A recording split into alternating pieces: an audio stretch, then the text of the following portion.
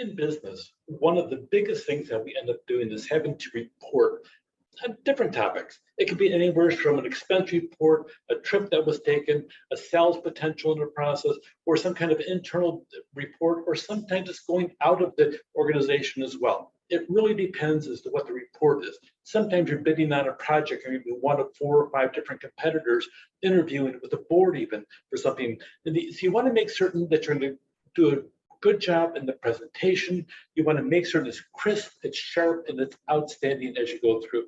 A lot of times in digital age, a lot of routine reports, you want to have them to make sure people know about progress. We have a lot of online activity now. So especially keeping people current and updated about tasks, projects, and work in progress is really good strategy. If you're working online and seldom see your boss, you need to sit down and tell your boss on a regular basis what's going on so they're informed, and just in case a promotion or raise comes, they remember you. Oh, good strategy. Okay, reports help executives sift through a huge amount of digital and other data. So make certain when you are the one sending the report that is concise, to the point, and brief. Boom, just like that. And that way you won't be one of those reports shoved off to the side because, oh, it's a 5-page report. Who wants to read that? And by the way, who does want to read that? Make certain the report is something that's worthy to be read in the process of writing it. Report findings that can be presented orally in meetings or shared digitally in email messages, files, slide decks as you go through. The 3 main purposes really of a report: here's the information you wanted, here's your answer, and here's one solution. Actually, here's 3 solutions, but the top one's the best because it's mine. Yes, you want to convey the information, answer questions as you go through, and solve problems. There's a couple different styles. You have information reports, which are just updating. Here's the information on topics. Analytical, you want to do compare contrast. If you have those, graphs really help a lot in having to compare contrast as you go through. What kind of reports? A trip report. If your boss is sending you on a trip, you want to make certain you tell the boss, hey, this is the information on the trip. By the way, it's pretty cool and I want to go again. On the Friday report, it's pretty common to have once you go through every Friday that you sit down and just update your department, update your boss. We call it a Friday report because you send it out on Friday. You want to sit down and have different kind of functions you go through, present the data without analytics or recommendations. Sometimes you want that as well. They're often routine, periodic as you go through. On the analytical, you want to have data, findings, analysis, conclusions. You want to supply recommendations as well. And your goal is to persuade the readers into your perspective on it because you're the one that wants to be the expert on analytical report. You want to sit down and give data. You compare contrast, present the evidence, and then sit down, come up with a recommendation, sometimes in priority order. It just depends on your workplace and what it's about. You want to analyze different aspects of it. You want to propose 3 different alternatives from the last meeting. Of the 3 I analyzed, this is it. This is the recommendation because you put bullet points in there. You want to have a SWOT analysis. Look on the strengths and weaknesses on the inside, SW, and the opportunities and threats outside, OT. SWOT, strengths, weaknesses, opportunities, threats.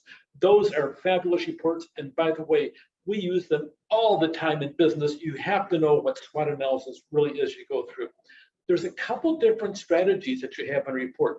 One of them is a little bit like the active voice, and another one is kind of like the passive voice. We've talked about that. Active voice is direct, right to the point, brief, boom, boom, boom.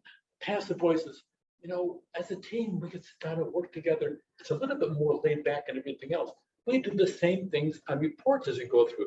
On a direct strategy, the readers are informed, supportive. They want the results first as you go through. That really is a really good way of actually presenting reports as you go through. An indirect strategy is similar, but it really gets a different method of doing it. The readers need to be educated first. They may not be ready to wade into the depth of a direct strategy report. You have to sit down there, provide some details to them. They need to be persuaded to this type of report you go through. And they could be disappointed or even hostile in the process. So you want to be more analytical on those. On an analytical report where the audience doesn't know it or they may be confrontational with you, you really want to use an indirect strategy, soft your way into it, and educate them first before you try to persuade them as you go through. Direct, They really know the material already, and boom, they're ready for action as you go through. Strategy choices, direct audience knows the issues, indirect, they may not know the issues. So on report writing style, you have an informal style, friendly, casual tone. We really looked in this one over here and use first person pronouns, contractions as you go through, shorter sentence, familiar words as you go through, and more of a conversational tone as you go through.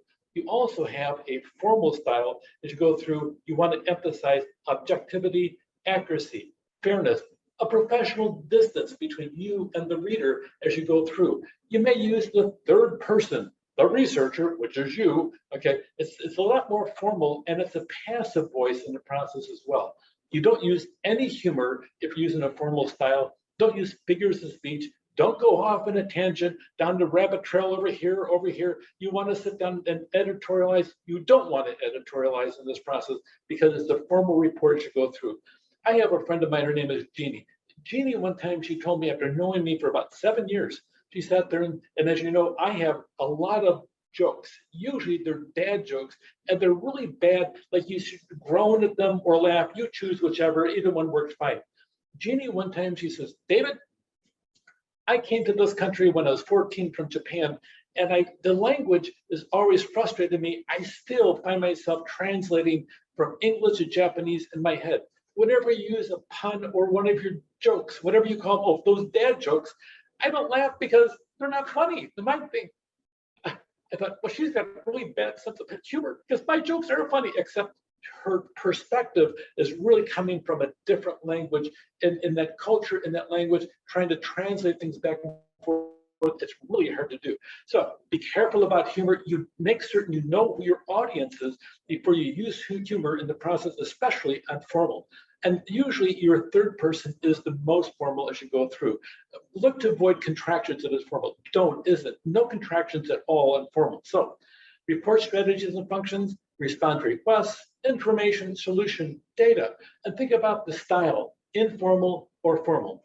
All these work on different types of situations, and they're different strategies for different ends. Take care.